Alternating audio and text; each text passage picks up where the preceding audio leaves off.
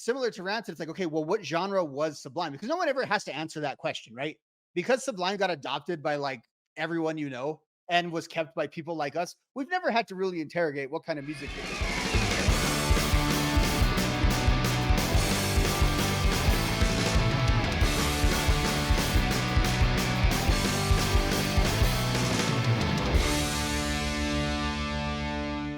Okay, the other one also, I think, may be controversial. It's a band I know you and I both like, but I had to put them on this list.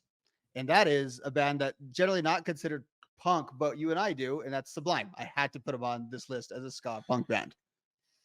To me, similar to Rancid, it's like, okay, well, what genre was Sublime? Because no one ever has to answer that question, right?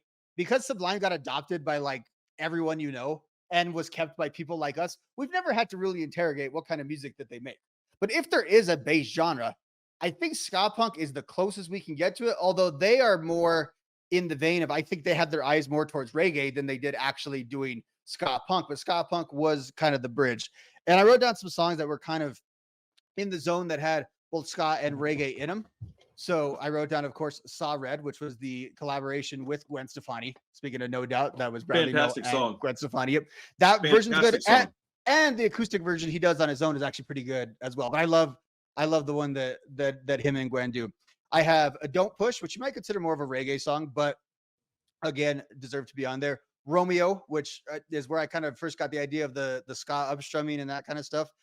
Right Back, and I think probably my favorite Sublime song that's not one of the major one is DJs, which again maybe is more of a reggae song.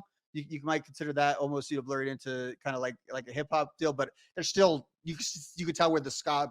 It's almost more of the punk brings out the ska in some of those songs in a way. So that's why I had to put them on this list. So my thoughts on Sublime, I would say that they qualify more than Goldfinger does by quite a bit actually. Mm-hmm. But I actually have at the very bottom of my page, the last thing that I wrote down before I wrote my honorable mentions was, does Sublime even deserve to be on this list? And my answer was no. Mm-hmm. I didn't think that they deserved it because they aren't a ska band at all. They are a reggae punk band. They're like a punk band.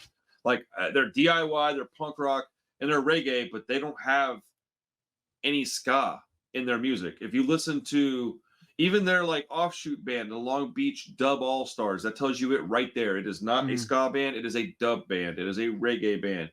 So, and for that reason, I have to take Sublime off of the list and say that they don't even qualify as a ska punk band, but they do qualify as a punk band, which I know is kind of strange since they have like reggae parts and stuff, but there's a definition there. And there's a difference there between reggae and ska.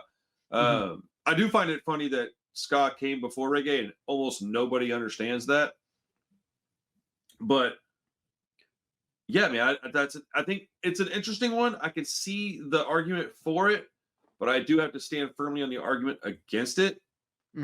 In my opinion, I think that they don't have any ska songs. Like it's, I guess they have a couple. Like, yeah, you might be able to argue again. It's like kind of what I was arguing with Goldfinger. It's more of like they're taking what is in ska and putting it in their music to what their style of music was, which again is that reggae punk, which has like deeper roots actually in terms of like what punk is mixed with too. Yeah, because I mean that goes all the way back to like the Clash. We're messing with that kind of stuff, but they didn't do ska at all. No, and there's no pretense of them doing ska either, because that's the stuff that goes more to the 80s, where it's what we're talking about is more of a 90s phenomenon. That's why Operation Ivy kind of doesn't count. They're an 80s band, where this kind of starts in the 90s. Yeah, you're not wrong about that. Sublime's kind of a bridge between the two. I think you can make the argument that wild, dude, that they're proto ska. I'm flabbergasted by your list. I feel like if we were sitting at a desk talking, this wouldn't be your list. I feel like if we were just me and you talking, your list wouldn't be this list, and you wouldn't have X'd out some of the bands that you X'd out. You already said you would have only put Goldfinger on there so we could talk about them. But that's not a bad thing. This is meant to bring on dialogue and conversation.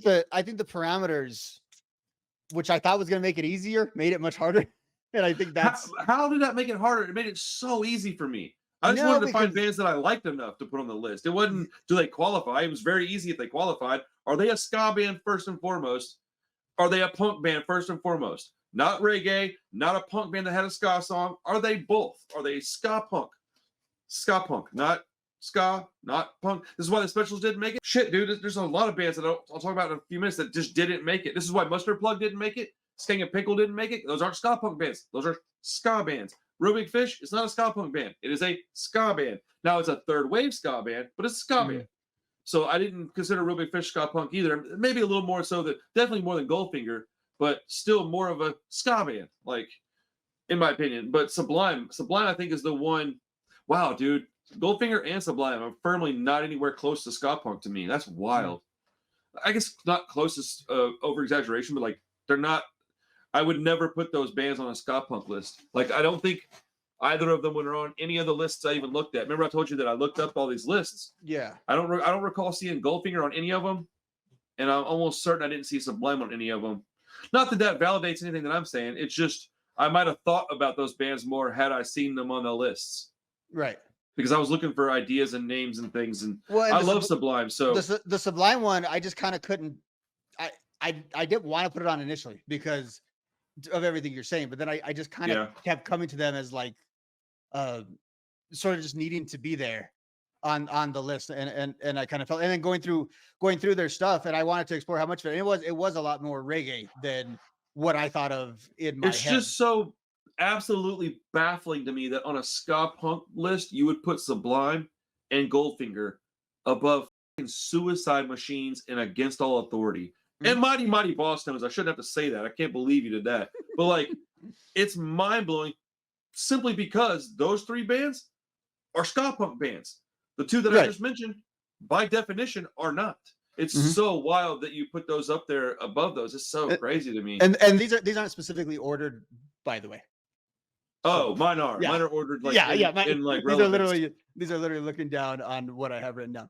Okay. Okay. Well, what's number 2 for you then? Number 2, and again, we'll just do this is our common one, I'm sure, which is Less Than Basic.